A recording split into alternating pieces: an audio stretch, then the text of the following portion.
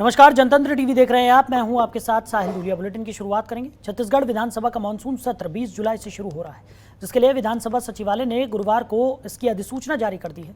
ये सत्र 27 जुलाई तक चलता है, जिसमें 6 बैठकें प्रस्तावित हैं।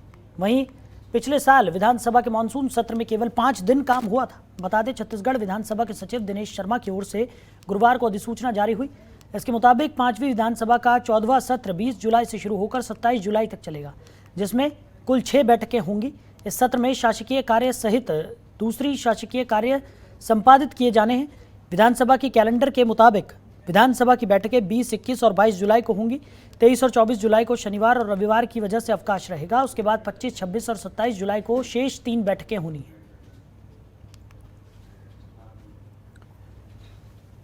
तो 20 जुलाई से विधानसभा का मानसून सत्र शुरू होगा। इस बार 6 दिनों का ये सत्र रहने वाला है। विधानसभा सचिवालय ने इसकी अधिसूचना जारी कर दी है। बड़ी खबर आपको बता रहे हैं।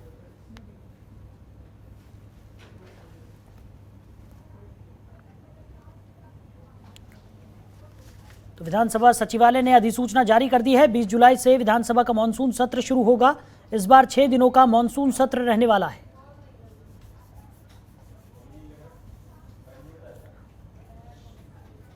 तो 20 जुलाई से इस सत्र की शुरुआत हो जाएगी।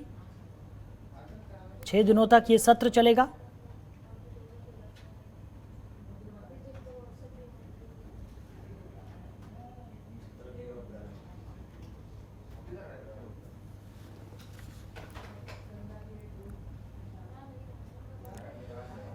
उधर मुख्यमंत्री भूपेश बघेल ने दावा किया है कि राज्य की राज्यपाल अनुसुईया उइके भी बीजेपी के नेतृत्व वाली राष्ट्रीय जनतांत्रिक गठबंधन की तरफ से राष्ट्रपति पद की उम्मीदवार दौड़ में थी, लेकिन कांग्रेस पृष्ठभूमि के कारण उन्हें मौका नहीं मिला। वो पहले कांग्रेस की विधायक थी, जिसके कारण उन्हें राष्ट्रपति उम्मीदवार बनने का अवसर नहीं मिला। वहीं महाराष्ट्र में राजनीतिक घटनाक्रम को लेकर मुख्यमंत्री ने कहा कि बीजेपी राज्यों में विपक्षी दलों की सरकार को बर्दाश्त नहीं कर पा रही है और उन्हें अस्थिर करने में लगी है। इससे पहले उन्होंने कर्नाटक, राजस्थान और मध्य प्रदेश में ऐसा किया था और यहां भी वो वही कोशिश कर रहे हैं।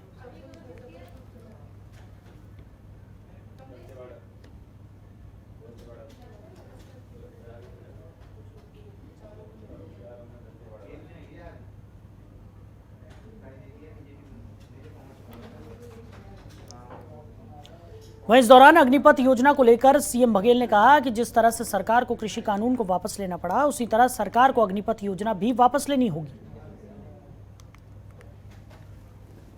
राहुल जी ने कहा कि जैसे 3 काले कानून बने, राहुल जी ने कहा इसको वापस लेना होगा और लिए, माफी मांग के लिए। क्या क्या नहीं किए, उनको आतंकवादी घोषित किया, तार घेर दिए, गड्ढे खोद दिए, सब कुछ किए, कील गाड़े, सब कुछ किए, कानून वापस लेना पड़ा। आज नौजवानों के साथ कर रहे हैं, पहले किसान के साथ, अब नौजवान के साथ। तो ये कानून भी वापस होगा, ये योजना भी वापस होगी। ये कानून बना नहीं है तो लोकसभा तो पारित, मतलब लोकसभा में चर्चा चली हुई है, पारित होने की दूर बात। ये योजना जो लाए हैं उसको वापस लेना होगा। तो ये देश किसानों का है, जवानों का है। लाल बहादुर शास्त्री ने नारा दिया था, जय जवान जय किसान। ये किसानों को पहले कुचले, अब ये नौजवानों को कुचलने की तैयारी है। वहीं छत्तीसगढ़ के दंतेवाड़ा जिले में माओवादियों ने बुधवार की रात छत्तीसगढ़ सशस्त्र बल के कैंप पर हमला बोल दिया। गोलीबारी की आवाज सुनकर जवानों ने भी मोर्चा संभाला और मुंहतोड़ जवाब दिया। लगभग 1 घंटे तक दोनों ओर से रुक रुक कर फायरिंग हुई, जिसके बाद जवानों को भारी पड़ता देख माओवादी जंगल का फायदा उठाकर भाग खड़े हुए। बता दें, इस हमले में 4 लोग घायल हुए हैं, जिनमें 2 जवान और कैंप में मजदूरी करने वाली 2 महिलाएं शामिल हैं। साथ ही घटना के बाद इलाके में सर्चिंग बढ़ा दी गई है। दरअसल बेलाडीला की पहाड़ी के नीचे स्थित नक्सल प्रभावित गांव हिरौली पुलिस कैंप स्थापित किया गया है। ये इलाका नक्सलियों का कोर इलाका है और यहाँ दरभा डिवीजन की मालागेर एरिया कमेटी सक्रिय है और जिस जगह पर कैंप खोला गया है वो नक्सलियों के आवागमन का एक ही जरिया था, जिसकी वजह से माओवादियों में बौखलाहट है।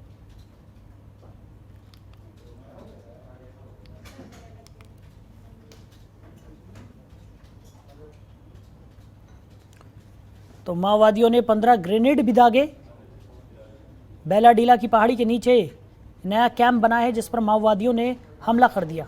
दंतेवाड़ा में सीएएफ कैंप पर नक्सलियों ने यह हमला किया है। 2 जवान और 2 महिला मजदूर इस हमले में घायल हो गए।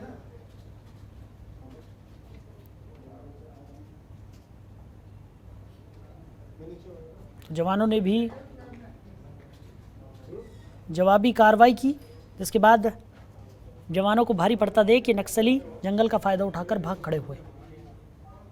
तो इस हमले में 2 जवान और 2 महिला मजदूर घायल बताई जा रही हैं।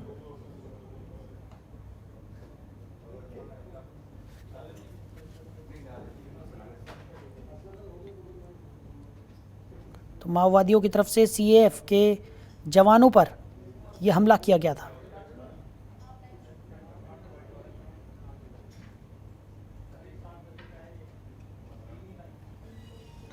खबर पर ज़्यादा जानकारी के साथ हमारे सहयोगी हरी सिंह ठाकुर हमारे साथ जुड़ गए हैं। हरी, क्या कुछ निकलकर सामने आ रहा है? जिस तरीके से दंतेवाड़ा में सीएएफ कैंप पर माओवादियों ने यह हमला किया था और फिर जवानों को भारी पड़ता देख वो मौके से फरार हो गए। जी साहिल, मैं बताना चाहूँगा, पश्चिम बस्तर डिवीजन के संदिग्ध माओवादी कैडरों द्वारा लगभग 10 बजे हेरोली कैंप के आसपास फायरिंग, ताबड़तोड़ फायरिंग थी। तो करीब 40 मिनट तक ये फायरिंग होती रही।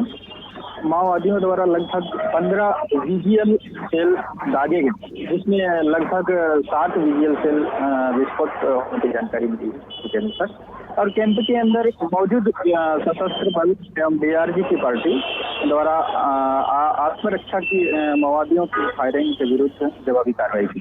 जी सही। हरी, वहीं अगर बात की जाए, जिस तरीके से बताया जा रहा है कि दोनों ओर से 1 घंटे तक रुक कर फायरिंग हुई और उसके बाद जो जवान थे वो भारी पड़ते हुए नजर आ रहे थे, इसलिए मौके का फायदा उठाकर ये जो माओवादी हैं वो जंगल की तरफ भाग निकले। उसके बाद सर्च ऑपरेशन भी चलाया गया। किसी तरह की कोई कामयाबी यहाँ पर सुरक्षा बलों को मिली है या अभी भी तलाश जारी है? जी, मैं आपको बता दूं कि माओवादियों द्वारा चलाई गई फायरिंग कैंप के निर्माण मजदूर के रूप में जो काम कर रहे थे 2 महिला एवं सशस्त्र जवानों को मामूली चोटें आई हैं और घायल महिलाओं को सशस्त्र जवानों को इस प्रकार से हैं। महिला मजदूर को पेट में गोली थोड़ा सा घाव हुई है और सशस्त्र बल सलीम लकड़ा को पीछे में छोड़ा मामूली चुका है। इस प्रकार से घायल मजदूर जो को अस्पताल ले गया है, हॉस्पिटल ले गया है, सुरक्षित हैं और खतरे से बाहर हैं। जी, और अतिरिक्त डीआरजी जो हिरोली में हिरोली कैंप में अभी सुरक्षा बल आसपास इलाके में सर्चिंग जारी है और इस प्रकार से और सूत्र के द्वारा कुछ ऐसे ज्ञान नहीं मिली। जी हरी, क्या ये माना जा सकता है कि जिस तरीके से अलग अलग जगहों पर कैंप बनाए जा रहे हैं और नक्सलियों को रोकने के लिए भी प्रभावी कदम यहाँ पर उठाए जा रहे हैं, उसकी बौखलाहट है कि इस तरीके के हमले यहाँ पर नक्सलियों की तरफ से किए जा रहे हैं?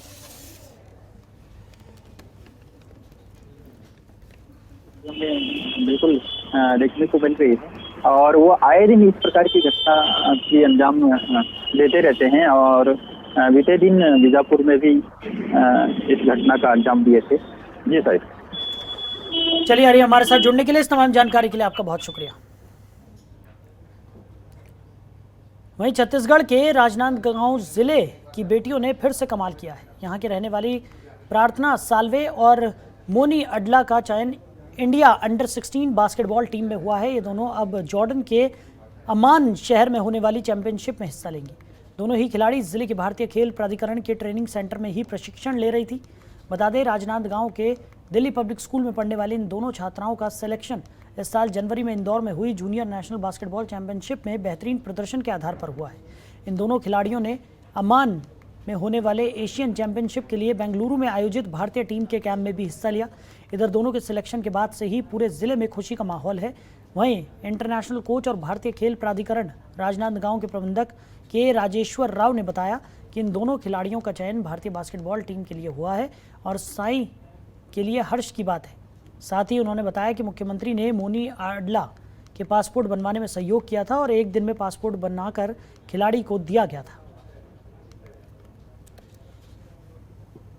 भारतीय खेल प्राधिकरण प्रशिक्षण केंद्र राजनांदगांव की 2 बालिका खिलाड़ियों प्रार्थना साल्वे और मोनी अटला का चयन अम्मान जॉर्डन में 24 से 30 जून 2022 तक आयोजित एशियन बास्केटबॉल चैंपियनशिप के लिए हुआ है। ये दोनों ही खिलाड़ी राजनांदगांव में विगत 5-6 वर्षों से लगातार ट्रेनिंग प्राप्त कर रहे हैं और अभी इनका चयन बेंगलोर में अभी 1 महीने का जो कैंप चला था उसके पश्चात हुआ है। और सबसे ख़ास बात यह है कि प्रार्थना साल्वे का पासपोर्ट में भी रिन्यू करना था, तो माननीय मुख्यमंत्री महोदय द्वारा विशेष प्रयास से ये एक ही दिन में बन के हमको मिल गया था। और इन दोनों खिलाड़ियों का चयनित होने से राजनांदगांव के बास्केटबॉल खिलाड़ियों में अत्यंत हर्ष का माहौल है। साथ ही साथ अभी 4 अन्य बालिकाएं भी बेंगलोर में आयोजित सीनियर और जूनियर इंडियन टीम के कैंपों में प्रशिक्षण ले रही हैं और कुछ ही दिनों में उनकी भी टीमें विदेश जाएंगी। तो साई ट्रेनिंग सेंटर परिवार की ओर से हम इनके उज्जवल भविष्य की कामना करते हैं।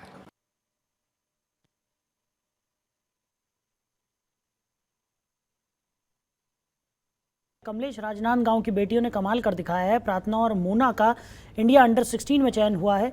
क्या कुछ तैयारियां देखने को मिल रही है और किस तरीके की जानकारी निकलकर सामने आ रही है? निश्चित रूप से राजनांदगांव के लिए बड़ा सौभाग्य की बात है कि राजनांदगांव जिले से 2 बेटियां अंडर 16 खेलने के बाद में इंडिया टीम में इनका सिलेक्शन हुआ है। और निश्चित रूप से राजनांदगांव कहीं न कहीं गौरवान्वित हुआ है, जहां एक प्रकार से एक पासपोर्ट की समस्या जो सामने खड़ी हुई थी, यहाँ माननीय मुख्यमंत्री जी ने पूरे मामले को संज्ञान में लिया और एक ही दिन में उसका पासपोर्ट बनवा करके क्लियर करवाया। अब इनके जाने की तैयारी हो रही है। यहाँ से लगभग साई का जो हॉस्टल है, यहाँ के जो राजेश्वर राव जी हैं, यहाँ के जो कोच है, यहाँ के जो मैनेजर है, ये पूरी लगन से इनको तैयार करते हैं। और ये जो लड़कियां हैं विगत 4 वर्षों से ये बास्केटबॉल खेलती आ रही हैं और यहाँ पे प्रदेश की तमाम लड़कियां जो अंडर 60, अंडर 14, अंडर 18 की जो बच्चियां हैं वो लगातार प्रैक्टिस पे रहती हैं, ग्राउंड पे रहती है। और निश्चित रूप से प्रशासन भी इन पे ध्यान देता है और प्रशासन भी इनके लिए पहल करते रहता है। जी सर। कमलेश, वहीं अगर बात की जाए जिस तरीके से इन बच्चियों ने यहाँ पर नाम रोशन कर दिया है और अब ये खेलने जॉर्डन जाएंगी, बाकी की जो बच्चियां हैं जो कोचिंग ले रही हैं और जिस तरीके से प्रैक्टिस करती हैं, उनके लिए कहीं ना कहीं काफ़ी ज़्यादा उत्साह होगा और काफ़ी मोटिवेशन यहाँ पर इन दोनों लड़कियों से उनको मिल रहा होगा। उनका क्या कुछ कहना है कि उनकी साथी जो हैं वो कमाल कर अब जॉर्डन जा रही हैं?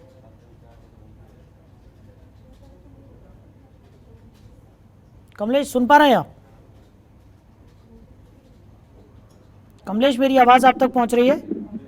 जी जी साहिब जी। कमलेश, जो बाकी की साथी हैं इनकी, प्रार्थना और मोना की, उनमें कितना मोटिवेशन देखने को मिल रहा है जिस तरीके से इन दोनों बच्चियों ने कमाल कर दिया है? जी निश्चित रूप से जो साथ में जो खेलते हैं, जिन्होंने मोना और इनके साथ में जो खेला है, निश्चित रूप से इनके इंडिया सिलेक्शन होने के बाद में कहीं ना कहीं मोटिवेट होते हैं और अपने आप को भी उस स्टेज से लेकर के जाने का प्रयास करते हैं। तो इनकी जो खेल प्रतिभा है वो और भी निकल के आती है और कहीं ना कहीं ये मोटिवेशन मिलता है। जी साहिब। चलिए कमलेश, हमारे साथ जुड़ने के लिए और तमाम जानकारी के लिए आपका शुक्रिया।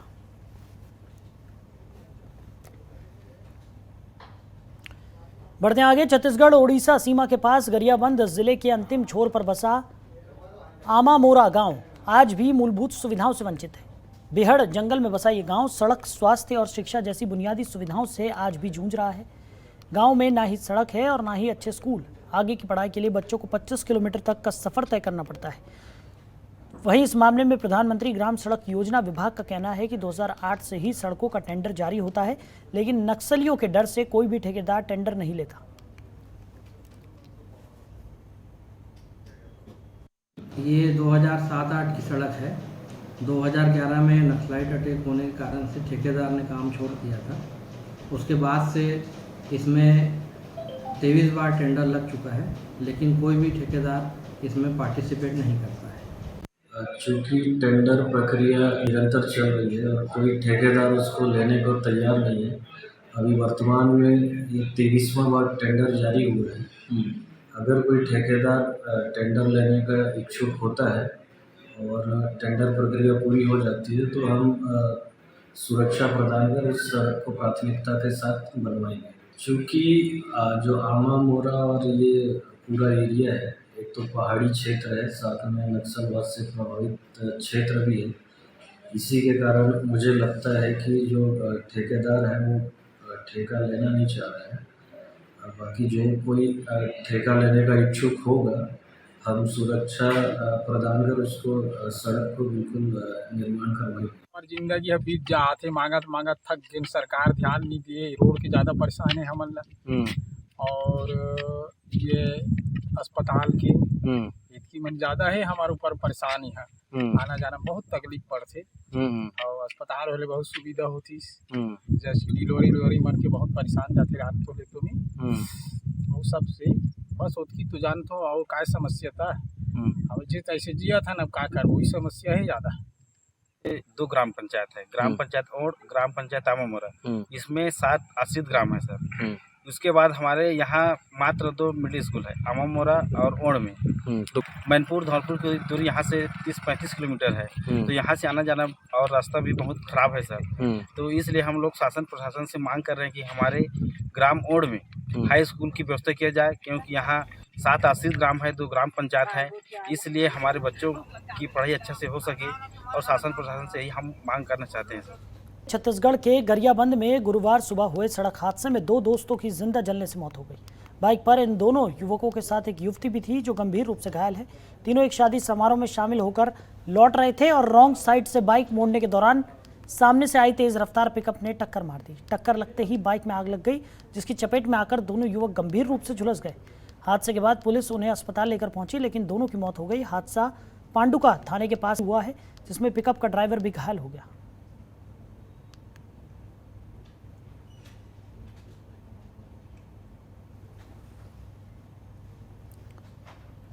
वहीं बलरामपुर जिले के वाड्रफनगर विकासखंड में आज आंधी और बारिश से स्वामी आत्मानंद अंग्रेजी माध्यम स्कूल के छप्पर उड़कर नीचे गिर गए, जिसके चलते स्कूल भवन के अंदर रखे बेंच, फॉल सीलिंग सभी पानी में भीग गए।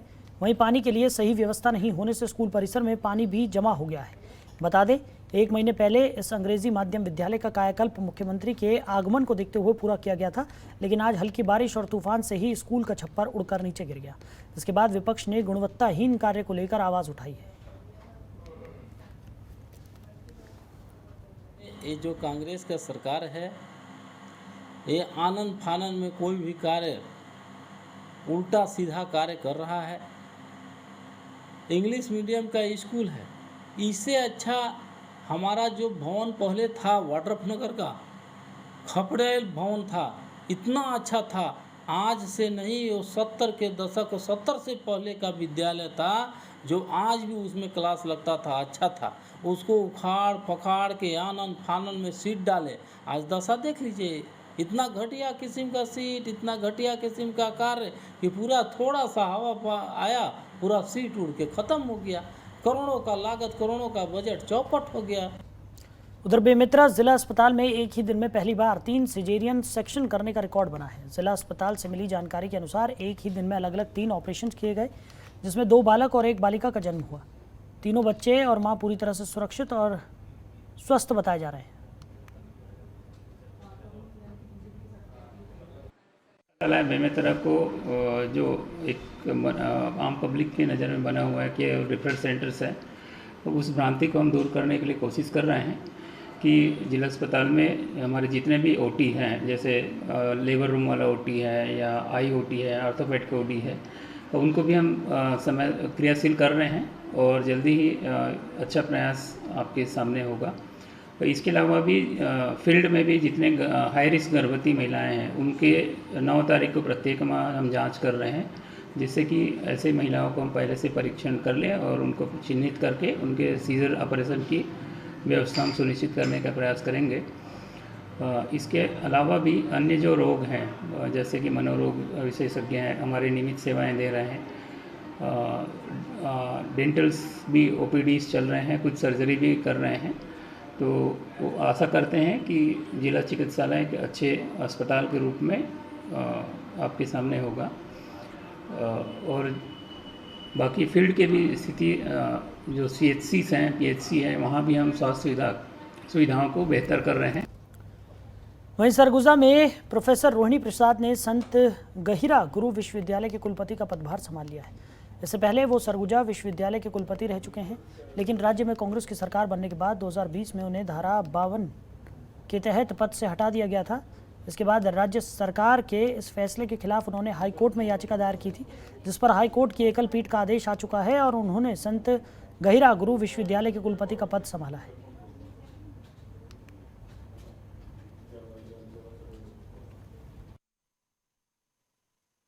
माननीय कोर्ट का आदेश 13 जून में आया और माननीय कोर्ट के आदेश और माननीय राज्यपाल एवं कुलाधिपति के आदेश के अनुसार मैंने कल अपने पदभार को ग्रहण किया।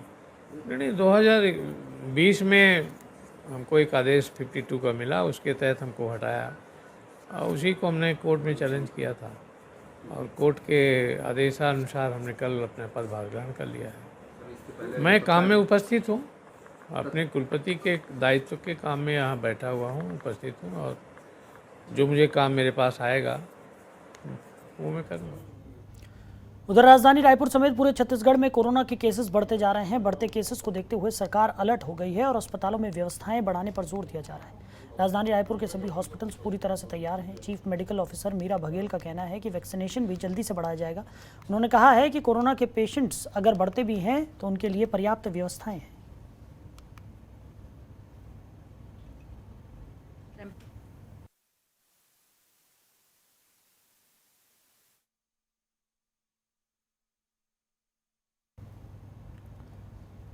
वहीं बेमेतरा में किसान शराबियों से परेशान हो रहे हैं, जिसकी शिकायत उन्होंने कई बार जिला प्रशासन से की, जिसके बाद जिला प्रशासन ने इसका निरीक्षण किया, लेकिन अभी तक इस पर कोई कार्रवाई नहीं की गई है। बता दें कि जहां किसान खेती करते हैं उसके पास एक शराब की दुकान है, जहां लोग शराब पीकर शराब की बोतल डिस्पोजल खेत में छोड़ जाते हैं, जिससे खेती करने वाले किसानों को काफ़ी दिक्कतों का सामना करना पड़ रहा है। वहीं इस मामले को लेकर किसानों ने मीडिया से बातचीत करते हुए प्रशासन से मांग की है कि सरकार या तो हमारे खेत को बचाए या फिर शराब की दुकान को दूसरी जगह संचालित करे।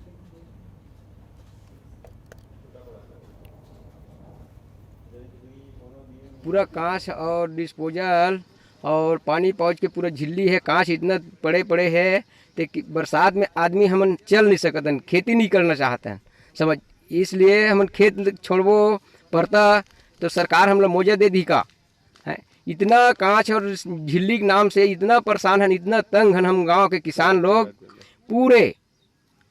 और नहीं तो आप भट्ठी चलाए या तो हमारा खेती की मौजा दे दें, जितना हमारे फसल के नुकसानी होते उतना हमारे फसल के मौजा दे दे, या तो फिर भट्ठी हटाए फिर हम लोग खेती करने देंगे सरकार कि कांच और डिस्पोजल के समस्या देख के खेती नहीं कर सकते और 3 बेर हो गए शिकायत कर कलेक्टर में, ओकर बावजूद ध्यान नहीं देते। हमारा सिर्फ चाहिए भट्ठी हटाए और कुछ नहीं चाहिए और हमारा खेती करे बार सुरक्षित जगह देवा या तो भट्ठी हटा के लगा।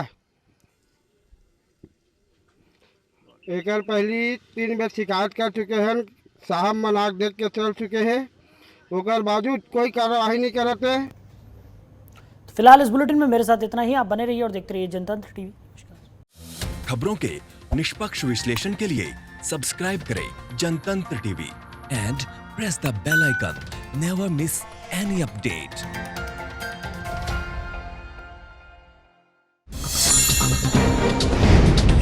डाउनलोड कीजिए जनतंत्र टीवी ऐप को, जो कि अवेलेबल है गूगल प्ले और ऐप स्टोर पर। अधिक जानकारी के लिए अभी डाउनलोड करें।